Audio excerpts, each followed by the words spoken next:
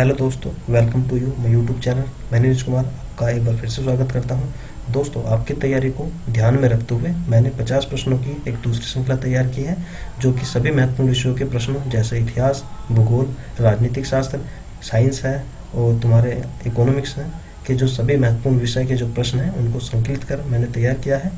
I hope इससे आपके ज्ञान में वृद्धि होगी। तो आइए दोस्तों, शुरू करते हैं 50 प्रश्नों की महत्वपूर्ण श्रृंखला सेट। तो और मुझे उम्मीद है कि आपका जो पैठ है वो नहीं रुकेगा। बस बने रहिए मेरे साथ मेरे यूट्यूब चैनल में, नीरज क्लासेस में। ठीक है, तो शुरू करते हैं। हमारा पहला प्रश्न आज का, गांधी जी द्वारा सत्याग्रह सभा की स्थापना कब की गई थी? गांधी जी के द्वारा। इसके 4 ऑप्शन हैं। Option A 1912, 1925, 1919, 1922। इसका सही आंसर हो जाएगा 1919। दोस्तों, प्रश्न पूछने के बाद मैं आंसर बताने में जो थोड़ा सा 1 या 2 सेकंड का गैप देता हूँ, मैं इसलिए देता हूँ ताकि आप अपना आंसर गैस कर सकें। तो इसलिए मैं थोड़ा सा गैप देता हूँ ताकि आप अपना आंसर गैस करें। तो अपना आंसर गैस करते हैं और कोशिश करें आप नोट कर लें, ताकि आपको पता चले कि आपकी तैयारी कितनी है और कितने आपके सही हैं और कितने आपके गलत हैं। और प्लीज़ बीच में मैं कुछ प्रश्नों के शायद आंसर ना बताऊँ, तो आपको कमेंट करके बताने हैं। ठीक है, शुरू करते हैं। प्रश्न नंबर 2, शेरशाह की मृत्यु कहाँ लड़ते हुई थी? तो ऑप्शन है चौसा में, कलिंग में, कालिंजर में, या फिर इनमें से कोई नहीं। तो इसका सही आंसर है कालिंजर में। तो कालिंजर में शेरशाह की लड़ते हुए मृत्यु हुई थी, आप अच्छी तरह से जानते हैं। तो सी इसका ऑप्शन जो है वो सही हो जाता है। प्रश्न नंबर 3, पुलिस्कन द्वितीय, आपने सुना होगा पुलिस्कन द्वितीय किस महानतम शासक था? किसका महानतम शासक था, सॉरी। ठीक है, तो इसका ऑप्शन है कल्याणी के चालुक्य, कांची के पल्लव, तमिलनाडु के चोल और प्रतापी के चालुक्य का। तो इसका सही आंसर है वातापी के चालुक्य का। ठीक है, अगला प्रश्न देखते हैं। प्रश्न नंबर 4 आपके सामने, अशोक के शिलालेख को सर्वप्रथम किसने पढ़ा? तो बहुत ही इंपॉर्टेंट क्वेश्चन है, बार बार एग्जाम में रिपीट होता है। आई थिंक 99% बच्चे इसका आंसर दे ही देंगे, फिर भी चलो देखते हैं। ए भूलक, B Robert Sewell, C James Prinsep, D कार्डिटन। तो सभी इसका आंसर जानते हैं अच्छी तरह से, तो आई थिंक आपने दे भी दिया होगा। तो सी जेम्स प्रिंसेप जो ऑप्शन है हमारा बिल्कुल सही हो जाता है। जेम्स प्रिंसेप अशोक के शिलालेख सर्वप्रथम पढ़े थे। किसने? जेम्स प्रिंसेप ने ही अशोक के जो शिलालेख थे सर्वप्रथम पढ़े थे। ठीक है, तो सी इसका आंसर बिल्कुल सही है। क्वेश्चन नंबर 5, निम्नलिखित में कौन सी वह ब्रह्मवादिनी थी जिसने कुछ वेद मंत्रों की रचना की थी? लोपामुद्रा, बी गार्गी, सी लीलावती और डी सावित्री। ठीक है, किसने ब्रह्मवादिनी की वेद मंत्रों की रचना की थी? तो जो लोपामुद्रा है वो इसका सही आंसर है। ठीक है, तो ए इसका आंसर हो जाएगा। प्रश्न नंबर 6, खानवा का युद्ध बाबर द्वारा पराजित किए जाने वाला राजपूत था। अगर आपको पता है कि जो खानवा का युद्ध था किस किस के बीच में हुआ था, तो भी आप इसका आंसर सही दे पाएंगे। चलो देखते हैं। खानवा का युद्ध जो बाबर के द्वारा पराजित हुए थे वे कौन थे? राणा सांगा, रुद्रदेव, उदय सिंह या राणा प्रताप सिंह।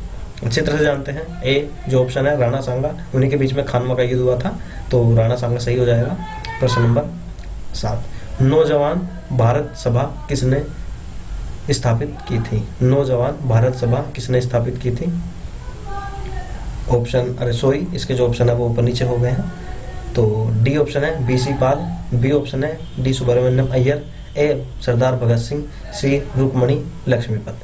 तो जो नौजवान सभा थी, इनमें नौजवान की बात करें तो सरदार भगत सिंह जैसा नौजवान तो आज तक शायद देखने को ना मिले, तो वही इनके आंसर हो जाएंगे। उन्हीं के द्वारा नौजवान भारत सभा की जो स्थापना की गई थी। ठीक है, नेक्स्ट प्रश्न नंबर 8, निम्नलिखित में किसने अंग्रेजों द्वारा 1857 के संघर्ष में भाग नहीं लिया था? बहुत ही इंपॉर्टेंट क्वेश्चन है, बस आपको ये बताना है कि इनमें से किसने 1857 की क्रांति जो हुई थी, सैनिक विद्रोह जो हुआ था, उसमें भाग नहीं लिया था। डी तात्या टोपे, सी टीपू सुल्तान, बी रानी लक्ष्मीबाई, ए नाना साहब। खैर ऑप्शन ऊपर नीचे हो गए, सॉरी। तो इसका जो सही आंसर है वो है टीपू सुल्तान। तात्या टोपे, रानी लक्ष्मीबाई और नाना साहब, इन्होंने उसमें भाग लिया था 1857 की क्रांति में, लेकिन टीपू सुल्तान ने भाग नहीं लिया था। उस समय अंग्रेज आ चुके थे, अंग्रेजों के साथ इनके युद्ध हुए थे। ठीक है, तो इसका सी आंसर हमारा बिल्कुल सही हो जाएगा। प्रश्न नंबर 9, 1916 में भारतीय राष्ट्रीय कांग्रेस और मुस्लिम लीग एक दूसरे के निकट आ गए थे, तो वो कौन सा समझौता था या फिर कहाँ पर हुआ था? ठीक है, कांग्रेस का एक सम्मेलन हुआ था जिसमें मुस्लिम लीग और राष्ट्रीय कांग्रेस जो है भारतीय राष्ट्रीय कांग्रेस एक साथ आ गए थे। ए हरिपुरा, बी लखनऊ, सी अमृतसर या फिर डी लाहौर। इसका सही आंसर है लखनऊ समझौता 1916 में हुआ था, जिसमें मुस्लिम लीग और जो कांग्रेस है वो एक साथ आ गए थे। ठीक है, प्रश्न नंबर 10, भारत और पाकिस्तान के स्वतंत्र राज्यों के निर्माण की देखरेख करने वाला अंतिम भारतीय वायसराय कौन था? भारत और पाकिस्तान के स्वतंत्र राज्यों के निर्माण की देखरेख करने वाला, ठीक है, viceroy Lord Canning, Lord Mountbatten, Lord Hastings या फिर लॉर्ड इरविन। तो इसका जो सही आंसर है वो है लॉर्ड माउंटबेटन, यानी बी जो ऑप्शन है वो बिल्कुल सही हो जाता है। ठीक है, प्रश्न नंबर नेक्स्ट 11। प्रश्न नंबर 11 में विश्व का सबसे बड़ा डेल्टा कौन सा है? बहुत अच्छा प्रश्न है, आप जानते होंगे शायद। प्रश्न नंबर 11, विश्व का सबसे बड़ा डेल्टा कौन सा है?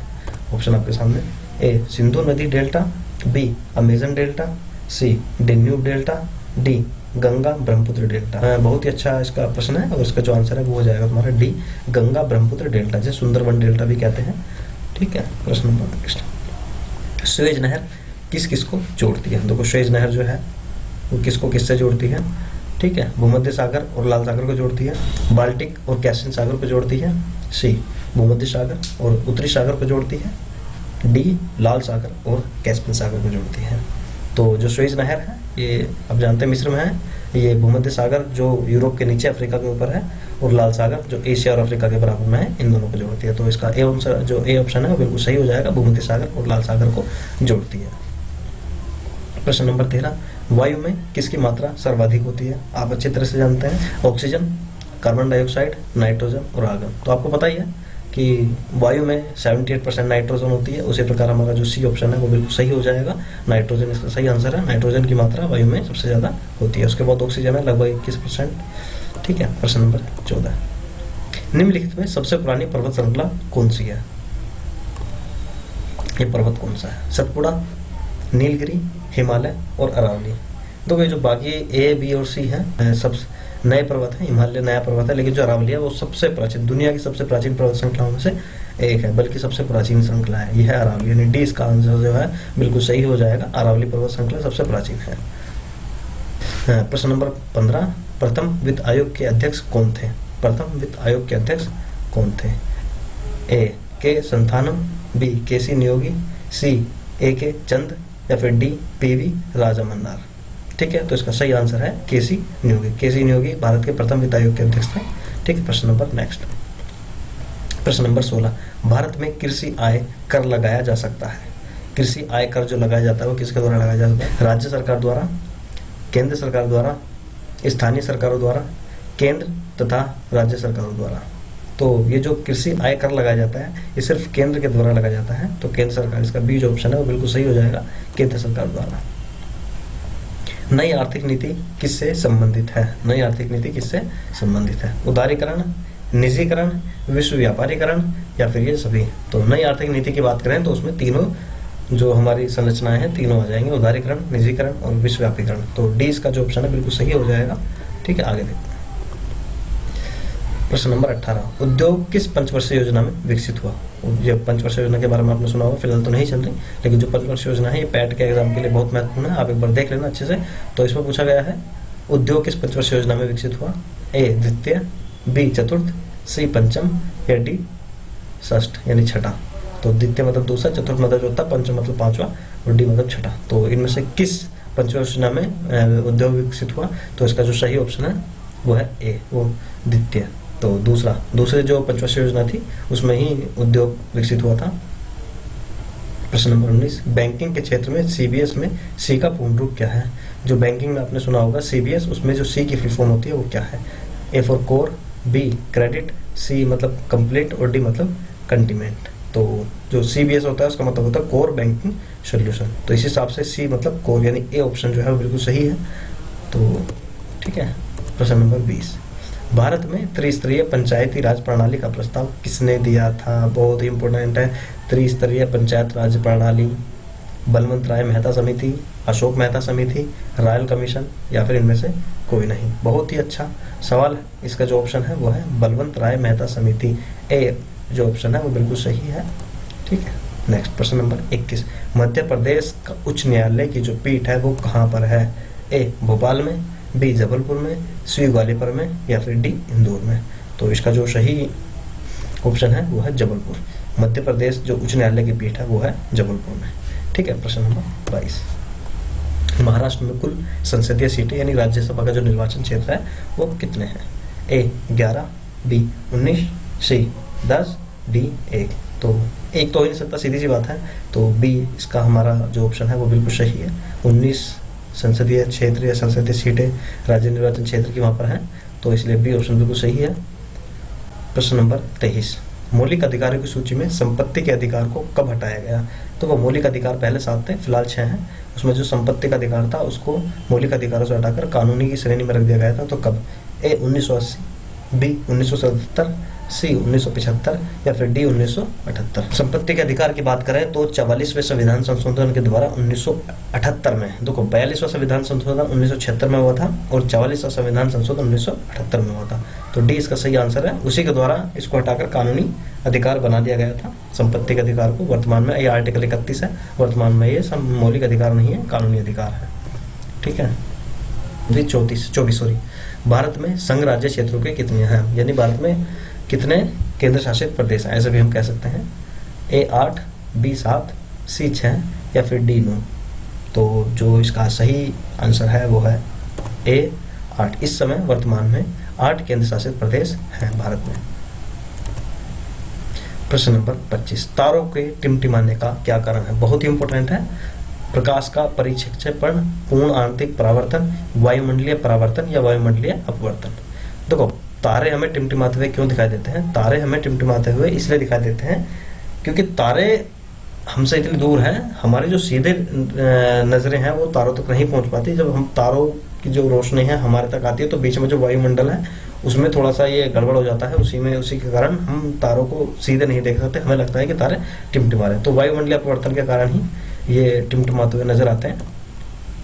प्रश्न नंबर 26, पीतल मिश्र धातु के मुख्य घटक कौन से? बहुत ही महत्वपूर्ण है। पीतल किस किस चीजों से मिलकर बनता है? तांबा प्लस जस्ता, तांबा प्लस सोसाणु, तांबा जस्ता और निकेल, तांबा तथा निकेल।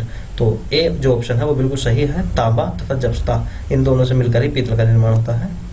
प्रश्न नंबर 27, पीवीसी किसके बहुलीकरण द्वारा प्राप्त किया जा सकता है? पीवीसी, ठीक है, ऑप्शन देखते हैं एक बार, बहुत ही इंपॉर्टेंट है। स्टायरीन, एसिटिलीन, प्रोपीन या विनाइल क्लोराइड। जो पीवीसी होता है वो डी यानी क्लोराइड जो है वो विनाइल क्लोराइड, उसी के बहुलीकरण के द्वारा प्राप्त किया जाता है। प्रश्न नंबर 28, ईसीजी सुना होगा आपने, ईसीजी करा लो, ईसीजी करा लो। ईसीजी किसकी गतिविधि को दर्शाता है? मस्तिष्क, हृदय, फुफ्फुस, वृक्क। बहुत ही आसान है। हृदय, हार्ट्स बीट जो चलती है आपने देखा होगा, टीवी में अक्सर फिल्मों में देखा होगा, लाइन से चलती रहती है। कहते हैं कि अगर लाइन सीधी होगी तो आदमी खत्म, तो वही है ये ईसीजी, उसी को बोलते हैं हार्ट बीट्स को, ऊपर नीचे होती रहती है। तो बी जो ऑप्शन है वो बिल्कुल सही है, हृदय की होती है बीसीजी। दैवज्ञ तो कोई प्रश्न हिंदी के हैं क्योंकि पैट में हिंदी के भी कुछ प्रश्न आने हैं, तो मैंने 5 से 6 प्रश्न हिंदी के भी डाले हैं और बहुत ही महत्वपूर्ण है। तो देखते हैं इनको। दैव्य का अर्थ है देवता, ज्योतिषी, किन्नर या फिर गंधर्व। तो ज्योतिषी मतलब दैव्य होते हैं, तो इसका सही जो आंसर है वो हो जाएगा ऑप्शन बी, ज्योतिषी। प्रश्न नंबर 30, लेखक और उसकी कृति मैच करनी है। बोलगा से गंगा, राहुल सातकृतातन, सूरज का सातवां घोड़ा, धर्मवीर भारती। इसमें हमें गलत बताना है, गलत पे फोकस रखिएगा, ठीक है। गलत बताना, जब गलत लिखा रहे तो हम अक्सर भूल जाते हैं, लेकिन उस पर फोकस रखना चाहिए। आर्यों का आदिदेव संपूर्णानंद, दर्शन, दिग्दर्शन, रामचंद्र शुक्ल। बहुत ही आसान है, सारी से मिल रही है, बस एक नहीं मिल रही, वो है तुम्हारा दर्शन, दिग्दर्शन, रामचंद्र शुक्ल। बोलगा से गंगा राहुल की है, सूरज का सातवां घोड़ा धर्मवीर भारती, आर्यों का आदिदेव संपूर्णानंद। तो डी इसका आंसर बिल्कुल सही है। प्रश्न नंबर 31, निम्नलिखित में शुद्धवर्तनी आपको बता दिया है स्पेलिंग। आशीर्वाद, देखो चारों के चारों आशीर्वाद हैं, देखिए जरा कौन सा सही है।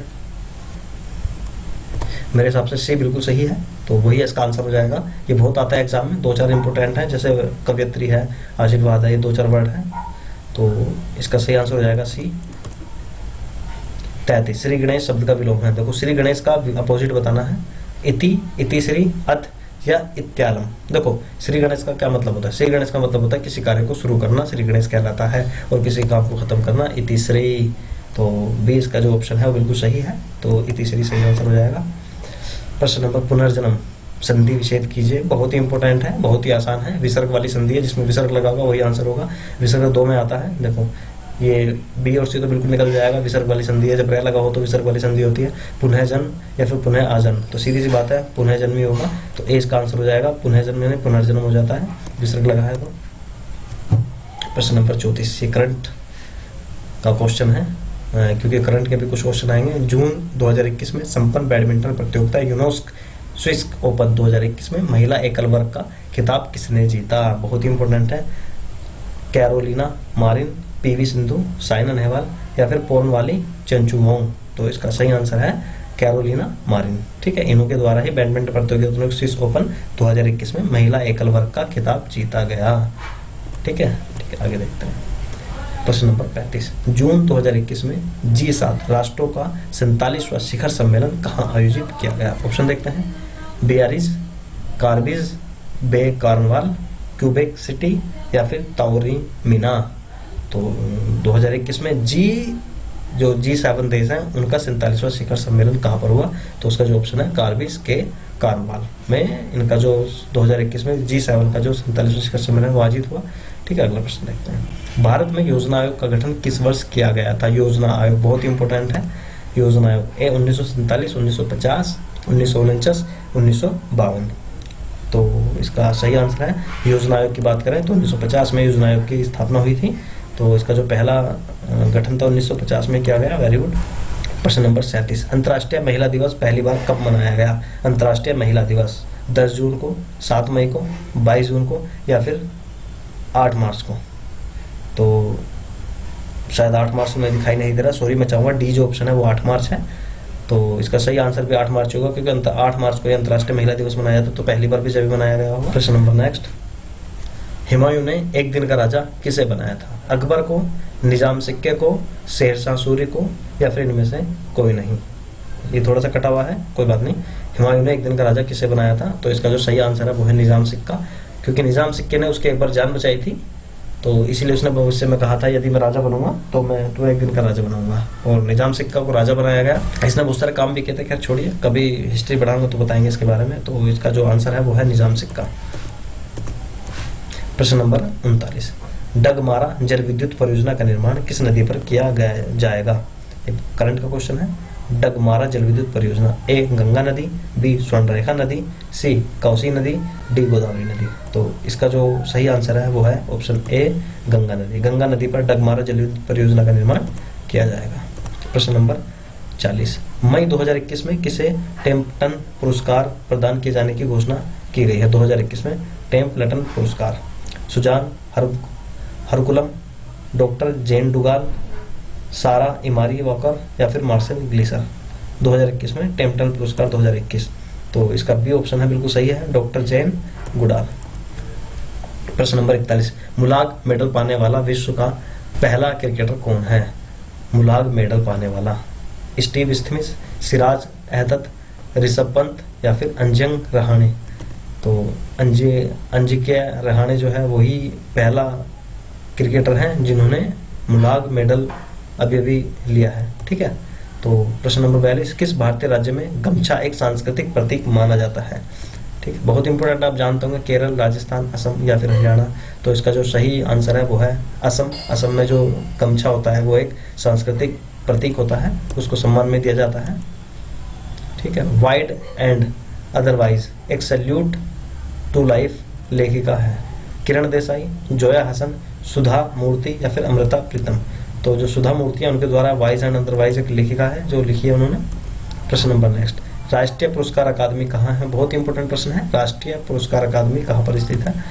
इसके ऑप्शन है ए देहरादून, बी बंगलुरु, सी हैदराबाद या फिर डी आबू रोड? तो इसका जो सही आंसर है वो है हैदराबाद। तो सी ऑप्शन इसका बिल्कुल सही हो जाता है, हैदराबाद में राष्ट्रीय पुरस्कार अकादमी। कलिंग पुरस्कार किस संस्थान या संस्था द्वारा प्रदान किया जाता है? कलिंग पुरस्कार भारत सरकार, ओडिशा सरकार, बंगाल सरकार या फिर यूनेस्को? तो इसका जो सही आंसर है वो है यूनेस्को। कलिंग पुरस्कार यूनेस्को के द्वारा प्रदान किया जाता है। 8 मई किस दिन के रूप में मनाया जाता है, यानी 8 मई को कौन सा डे होता है? ये सीधा सीधा प्रश्न है। विश्व रेड क्रॉस दिवस, राष्ट्रीय मंडल दिवस, विश्व दूरसंचार दिवस या फिर विश्व मानव दिवस? तो जो सही ऑप्शन है वो है ए विश्व रेड क्रॉस दिवस 8 मई को मनाया जाता है। बहुत इंपॉर्टेंट है, 1 मई अगर पूछा जाए तो मजदूर दिवस है, 8 मई अगर कहें तो विश्व रेड क्रॉस दिवस। ठीक है, निम्नलिखित में से किस शहर को भारत का शून्य मील केंद्र के नाम से भी जाना जाता है? बहुत नया प्रश्न है, बहुत ही इंपॉर्टेंट है। ए जबलपुर, बी इलाहाबाद, सी नागपुर, डी दिल्ली? तो इसका जो सही आंसर है वो है नागपुर। नागपुर को शून्य मील केंद्र के नाम से भी जाना जाता है। यक्षगान लोक नृत्य का संबंध किस भारतीय राज्य से है? यक्षगान कहाँ का लोक नृत्य है? केरल, कर्नाटक, तमिलनाडु या फिर संतूर? तो बताइए इसका सही आंसर क्या है। कर्नाटक इसका बिल्कुल सही आंसर है। कर्नाटक यक्षगान, केरल कथकली है। 49, प्रश्न नंबर 49, गुदई महाराज कौन से वाद्य यंत्र बजाते हैं? तबला, बी सितार, सी वायलिन, डी संतूर? तो इसका सही ऑप्शन बताइए क्या है। गुदई महाराज। गुदई महाराज जो हैं वो तबले के लिए बहुत ही फेमस है, आप अच्छी तरह से जानते होंगे, बहुत इंपॉर्टेंट है। प्रश्न नंबर 50, भारत भारती के लेखक कौन है? भारत भारती के लेखक कौन है? मैत्री शरण गुप्त, सूर्यकांत त्रिपाठी निराला, महादेव वर्मा या दामधारी सिंह दिनकर? भारत भारती बहुत इंपॉर्टेंट है। मैत्री शरण गुप्त के द्वारा भारत भारती पुस्तक लिखी गई है। दोस्तों उम्मीद करता हूँ कि ये जो वीडियो है आपको पसंद आई होगी। हमारे 50 के 50 प्रश्न कंप्लीट हो गए हैं। अगर आपको ये वीडियो अच्छी लगी हो तो प्लीज़ शेयर करें, चैनल को सब्सक्राइब करें। यदि आपने चैनल को सब्सक्राइब कर दिया है तो बेल आइकन दबाएं, और आपने जितने भी प्रश्न किए हैं प्लीज़ मुझे कमेंट करके बताएं कि आपका स्कोर कितना हुआ है। Thank you so much.